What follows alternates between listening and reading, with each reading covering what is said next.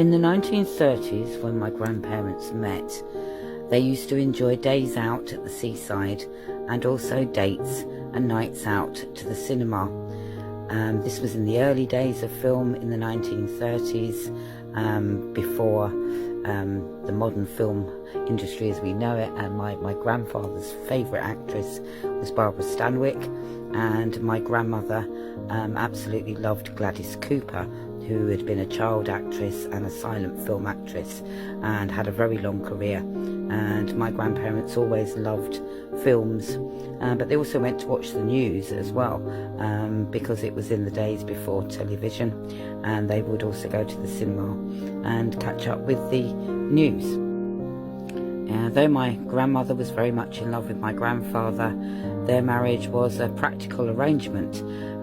My grandfather needed a stepmother for his son, and my grandmother also needed financial security, a roof over her head.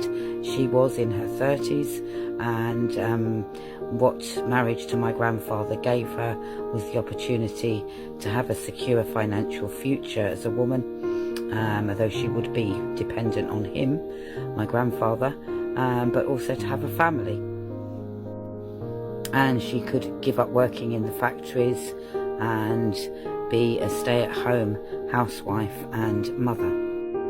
But my grandfather did come as part of a family package, and even on their honeymoon, my grandfather's parents came along, as did my grandfather's son, Ron, my grandmother's stepson, and so the whole family came along on the honeymoon. So any idea of romance that my grandmother might have had of having a romantic time with her husband was pretty much quashed.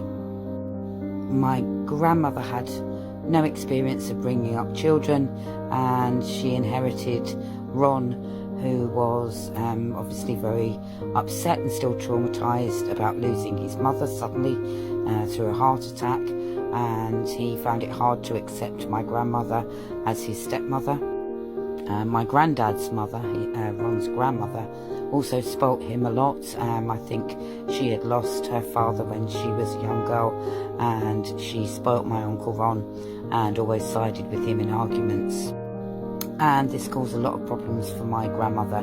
Ron would argue with my grandmother when she asked him to do anything, and there would be massive arguments in the house. He would go off and huff into his bedroom or go and stay with his grandparents, and my grandmother might have regretted sometimes what she had taken on.